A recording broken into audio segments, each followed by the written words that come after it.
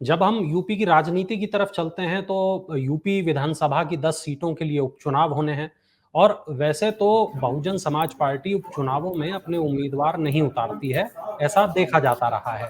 लेकिन इस बार वो पूरी तैयारी के साथ मैदान में उतरने वाली है। तो ऐसे में उत्कर्ष 2 सवाल बनते हैं। पहला सवाल ये कि इस बार ऐसा क्या हो गया? और दूसरा ये कि आकाश आनंद को क्या फिर कोई ज़िम्मेदारी दी जाएगी? ऐसी कोई सुगबुगाहटें हैं? दूसरे सवाल पर पहले आ जाते हैं। आकाश आनंद बड़ा नाम है उत्तर प्रदेश की राजनीति और बहुजन समाज पार्टी की राजनीति के हिसाब से। देखिए, एक बात वरुण बहुत साफ है, जो जानकारी हमारे पास है वो ये कि बहुजन समाज पार्टी से जुड़े जो तमाम युवा हैं या पार्टी का आप काडर तो नहीं कह सकते, लेकिन जो नेक्स्ट जनरेशन काडर है एक तरीके से जो बन रहा है, या पार्टी पर विश्वास रखने वाले जितने युवा हैं, उन्होंने आकाश आनंद के प्रचार को देखा। देखिए, आकाश आनंद ने बहुत लंबे समय तक बहुजन समाज पार्टी में अब तक काम नहीं किया है। वो इन चुनावों से पहले तो उत्तर प्रदेश में भी सक्रिय नहीं थे। उनको रेस्ट ऑफ इंडिया की यानी उत्तर प्रदेश छोड़कर बाकी अन्य राज्यों में चुनावों के दौरान पार्टी संगठन में मिलकर वहां पर काम करने की जिम्मेदारी दी गई थी। लेकिन जब उत्तर प्रदेश में लोकसभा का चुनाव आया, हालांकि सातों के सातों चरण में हुआ है, तो देश के साथ जब उत्तर प्रदेश में वो आया और इस बार उनको कहा गया उत्तर प्रदेश में शुरू के 3 चरणों तक सीतापुर वो इलाका जहां पर उन्होंने जो भाषण दिया था उसके बाद उन पर मुकदमा दर्ज हुआ था, तब तक हमने जो देखा था वो ये देखा था कि जिस तरीके से आकाश आनंद बिल्कुल एग्रेसिव होकर, आक्रामक होकर सीधा सीधा सत्ता पक्ष पर निशाना लगा रहे थे भारतीय जनता पार्टी में। तो बहुजन समाज पार्टी के खासतौर पर नई उम्र के काडर को ये लग रहा था कि हम मुख्य विपक्ष की भूमिका में हैं, जिसका अभी तक श्रेय इंडिया गठबंधन या समाजवादी पार्टी मुख्य रूप से उत्तर प्रदेश में लेते हैं। उनको लग रहा था कि अगर मुख्य सत्ता पक्ष से कोई सीधा लड़ रहा है तो वो अपने आप मुख्य विपक्षी दल की भूमिका में है, और एक तरीके से बहुजन समाज पार्टी अपने आप को विपक्ष में नंबर 1 या प्रदेश में नंबर 1 नंबर 2 की लड़ाई में दिखा रही थी। जिस तरीके से आकाश आनंद के मुद्दे थे, जिन लोगों पर, जिन शख्सियतों पर, चाहे वो प्रधानमंत्री हो चाहे वो भाजपा का केंद्रीय नेतृत्व, वो वार कर रहे थे। तो मांग तो है बहुजन समाज पार्टी की नई उम्र के काडर में, ये मांग तो जरूर है कि वो आकाश आनंद को लेकर काम करें, आकाश आनंद को लेकर आए।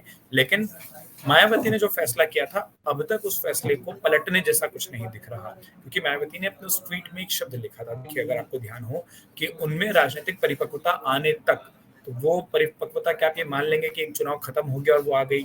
अब तो मुझे लगता है कि वो ट्रेनिंग पीरियड या वो ग्रूमिंग पीरियड जिसकी वो बात करती थी कि उनको सिखाया समझा जाएगा, वो अब शुरू होगा, क्योंकि अब चुनाव से वहां पर ये भी है कि देखिए मायावती जी अब चुनावों से वो फ्री हो पाई हैं, क्योंकि वो नेशनल प्रेसिडेंट है अपनी पार्टी की, तो सिर्फ उत्तर प्रदेश नहीं बल्कि बाकी इलाकों में भी जहां जहां बसपा लड़ रही थी वो वहां से रिपोर्ट ले रही थी।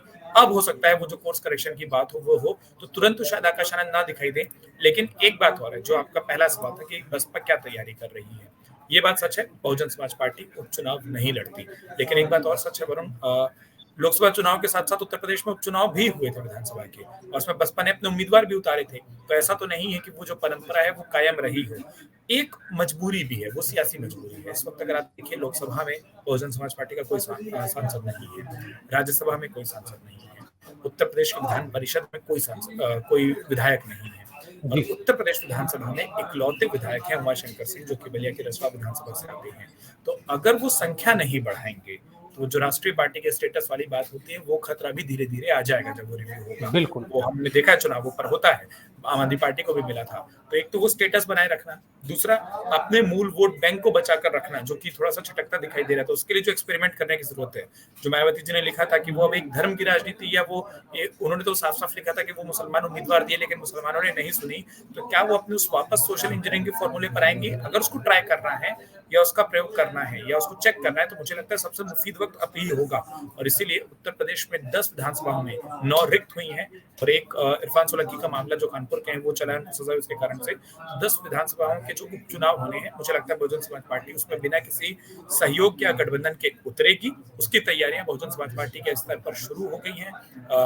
राष्ट्रीय अध्यक्ष मायावती जी खुद वो फीडबैक ले रही हैं अपनी पार्टी के तमाम नेताओं से। और एक जानकारी जो बड़ी इंटरेस्टिंग है वरुण, वो ये है कि इस पूरी फीडबैक की प्रक्रिया में जो जानकारी मिल रही है कि बहुजन समाज पार्टी के बड़े नेताओं को दूर रखा जा रहा है, क्योंकि बड़े नेताओं को लोकसभा चुनाव लड़ाने की जिम्मेदारी दी गई थी, फीडबैक उनसे लिए गए थे, सफलता नहीं मिली।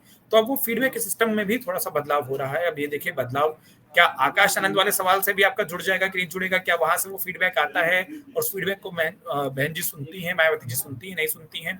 वो भी एक चीज देखनी होगी। और दूसरी चीज तो देखनी होगी वो ये कि इस फीडबैक को बदल के उपचुनावों में क्या वो उतरती है, और अगर हाँ तो किस नए सोशल इंजीनियरिंग के अपने एक्सपेरिमेंट को लेकर उतरती हैं, क्योंकि वो साल 2012 से उस तरीके की 2007 से उस तरीके की राजनीति कर रही हैं जहां वो जातियों के या धार्मिक वर्गों को जोड़ती हैं आपस में। तो वो क्या होगा वो भी देखना होगा। अगर आप ये वीडियो YouTube पर देख रहे हैं तो हमारे चैनल को सब्सक्राइब करें और बेल आइकन को दबाना ना भूलें। अगर आप Facebook पर ये वीडियो देख रहे हैं तो हमारे पेज को लाइक करें।